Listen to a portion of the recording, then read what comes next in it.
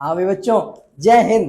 तो आज हम लोग बोर्ड एग्जाम के पॉइंट ऑफ व्यू से एक बहुत इंपॉर्टेंट टॉपिक के बारे में पढ़ने जा रहे हैं, जिसके बारे में बताया था हम लोगों के सभी के बाबा गौस बाबा ने। उन्होंने किसी भी बंद पृष्ठ से होकर जाने वाले वैद्युत फ्लक्स के बारे में बताया था और इसको अपना नाम दिया था, जिसे हम लोग गॉस की प्रमेय कहते हैं। अब ये गॉस की प्रमेय हम लोगों से क्या कहती है, वो जरा ध्यान से सुनना। गॉस की प्रमेय हम लोगों से कहती है कोई भी इलेक्ट्रिक फील्ड है और उस इलेक्ट्रिक फील्ड में अगर कोई भी पृष्ठ या सरफेस रखा हुआ है तो उससे गुजरने वाला वैद्युत फ्लक्स उस पृष्ठ द्वारा घेरे गए कुल आवेश का 1/एप्सिलॉन नॉट गुना होता है। ये बात किसने बताई थी? गॉस ने बताई थी। क्या बताई थी? अपनी बात को हम फिर से दोहरा रहे हैं।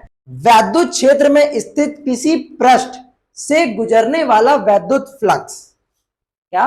वैद्युत फ्लक्स उस पृष्ठ द्वारा घेरे गए कुल आवेश का कितना गुना होता है? 1/एप्सिलॉन नॉट गुना होता है। तो अब हम लोग पढ़ने जा रहे हैं ये आया कहां से। चलो देखते हैं। तो देखो, ये जैसे हमने मान लिया कोई एक पृष्ठ है, गोलीय पृष्ठ।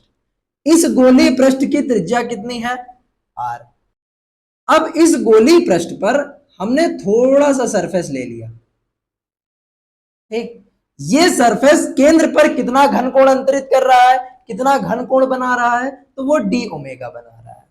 और ये पूरा का पूरा पृष्ठ टोटल कितना आवेश घेरे है? प्लस क्यू आवेश घेरे है। हमने एक बिंदु माना P। इस बिंदु पर हमें दो चीजें निकालनी है, एक वैद्युत क्षेत्र और एक क्षेत्रफल सदिश की दिशा। तो भाई ये तो सबको पता है कि क्षेत्रफल सदिश कैसे निकाला जाता है, न्यूमेरिकल्स में भी कई बार बताया।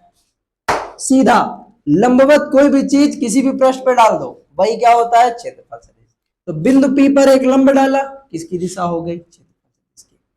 अच्छा, यहां पर हमको वैद्युत क्षेत्र की दिशा निकालनी है, क्या मानना पड़ेगा? Plus Q not. ये प्लस धक्का देगा तो E की डायरेक्शन डीए की डायरेक्शन सेम। बताओ दोनों के बीच का एंगल कितना हो गया? 0। तो सबसे पहले हमें यह पता है, वी नो दैट, कि किसी पृष्ठ से गुजरने वाला वैद्युत फ्लक्स का फॉर्मूला क्या होता है? डी फाई ई बराबर वेक्टर ई डॉट डीए। अच्छा, इसको वेक्टर हटा के लिखो, कैसे लिखा जाएगा? तो डी फाई ई बराबर E D A cos theta. बताओ थीटा कितना है? 0।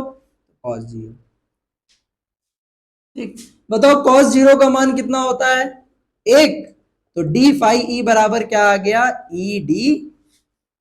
आगे देखो, अब भाई देखो, ये छोटे से पृष्ठ के लिए निकाला था, हमें पूरे पृष्ठ के लिए निकालना है।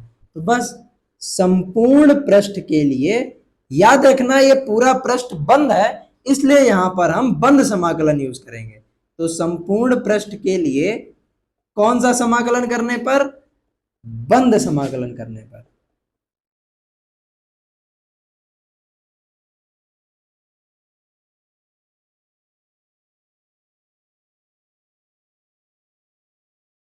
कर दो बंद समाकलन। ये सेम, थोड़ा बहुत फर्क आता है लेकिन इसमें कोई फर्क नहीं आने वाला। ये बंद समाकलन का साइन ऐसा होता है, डी फाई ई। देखो, समाकलन हो, बंद समाकलन हो, अवकलन हो, होता उसी का है जिसके साथ डी दादाजी होते हैं। चलो, तो ई आ गया बाहर, ए का होगा सिर्फ, ठीक। बताओ फाई डी फाई ई का बंद समाकलन क्या हो जाएगा? फाई ई। अब एक बात बताओ हमें, ई का फॉर्मूला क्या होता है? अभी पढ़ के आ रहे हो तुम, वो किसी बिंदु आवेश से आर दूरी पर स्थित वैद्युत क्षेत्र की तीव्रता, बस वही फॉर्मूला लगाना है। फॉर्मूला होता था 1/4πε0 के Q/r²। ये तो होता था। डी ए, इसका समाकलन क्या हो जाएगा? ए हो जाएगा। चलो, तो फाई ई बराबर क्या आ जाएगा? 1/4πε0 के Q/r²। क्या इतने बच्चों में किसी को पता है गोले का क्षेत्रफल क्या होता है? सबको पता है गोले का क्षेत्रफल होता है 4 पाई आर स्क्वायर। ठीक, चलो 4 पाई से 4 पाई कैंसिल, आर स्क्वायर से आर स्क्वायर कैंसिल।